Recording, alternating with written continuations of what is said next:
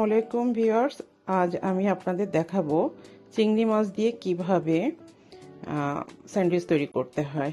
একটা চিংড়ি মাছ দিয়ে স্যান্ডউইচ বানিয়ে দেখাবো আর একটা দেখাবো চিংড়ি মাছ উইথ সালাদ। এখানে আমি যে ইনগ্রিডিয়েন্টসগুলো নিয়েছি,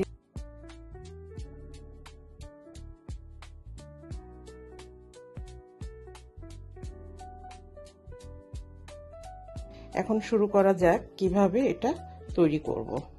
প্রথমে গাজর কুচিটা নিলাম, এরপর 200 গ্রাম চিংড়ি মাছ আমি হালকা সেদ্ধ করে নিয়েছিলাম লবণ দিয়ে। চিংড়ি মাছটা নিলাম, এখন নিব 2 টেবিল স্পুন মায়োনেজ, আর নিব mayonnaise and chilli sauce, just taste হবার জন্য এটা।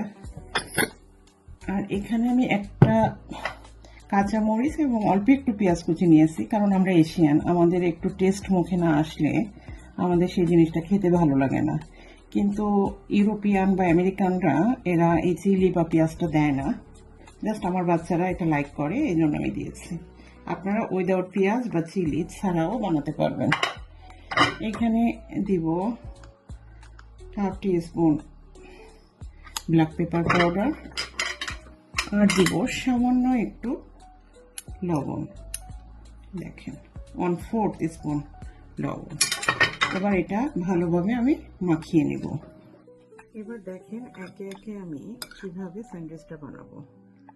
প্রথমে 2 টেবিল স্পুন মাখানো চিংড়ি মাছ এবং ক্যারটটা দিয়ে দেব। এরপর একটা কাঁটা চামচ দিয়ে এটাকে স্প্রেড করে নিব, ঠিক এভাবে। এটা আপনার বাচ্চাদের স্কুলের লাঞ্চ এবং অফিসগামী ভাই বোনদের লাঞ্চ হিসাবে খুব ভালো একটা খাবার হতে পারে। এরপর এভাবে আরেকটা ব্রেড দিব, তারপর আরেকটা ব্রেড দিব। দেখেন এইভাবে করে এই ধরনের যে ছুরিগুলো আছে স্যান্ডউইচ কাটার ছুরি, এই ছুরি দিয়ে এটা কেটে নেব, ঠিক কোনাকুনিভাবে।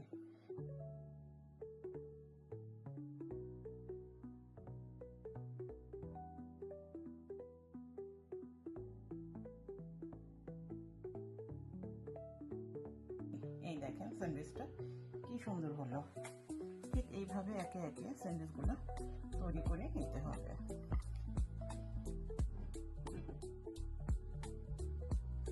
ঠিক একইভাবে আমি আর 2টা স্যান্ডউইচ বানিয়ে নিব। এবার লেটুস পাতা অবশ্যই দিব, সালাদ পাতা। আমি এখানে টমেটো নিতে পারতাম, কিউকাম্বার নিতে, শসাও নিতে পারতাম। সালাদ আপনি যেটা ইচ্ছে সেটাই দিতে পারেন, সেটা ম্যাটার করে না, কারণ সালাদ তো হেলথের জন্য খুবই ভালো। এখন আমার কাছে যা যা ছিল সেটা দিয়েই আমি আপনাদেরকে বানিয়ে দেখাচ্ছি। আমি অল্প অল্প করে নিয়েছি, বাট এটা সেই একই রকম। 2 টেবিল স্পুন না, এটা 1.5 টেবিল স্পুন দিতে হবে, একটু হালকা করে, কারণ সালাদটা দিতে হবে তো। যদি বেশি দেওয়া হয় তখন ওভার হয়ে যাবে, স্যান্ডউইচের শেপটা নষ্ট হয়ে যাবে। এই জন্য সবকিছু একটা পরিমাণ আছে। আপনারা তো দেখতেই পাচ্ছেন কিভাবে আমি সালাদটা দিয়েছি।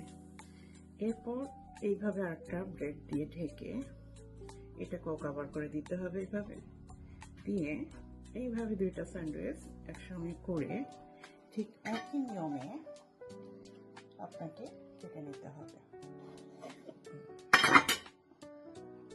দেখেন সালাদ স্যান্ডউইচ হয়ে গেল, দেখতে কতটা সুন্দর লাগছে। দেখেন হয়ে গেল 2টা সুন্দর স্যান্ডউইচ। এভাবে আপনারা বাসায় ট্রাই করে দেখবেন, ইনশাল্লাহ আমার ধারণা যে সবাই লাইক করবে, পছন্দ করবে। ট্রাই করবেন বাসায়, এবং কেমন হলো স্যান্ডউইচ বানানোটা অবশ্যই আমাকে কমেন্ট বক্সে জানাবেন। তা ঠিক আছে, ইনশাল্লাহ আপনাদের সঙ্গে আবার দেখা হবে নেক্সট ভিডিওতে। আমার জন্য দোয়া করবেন। আল্লাহ হাফেজ।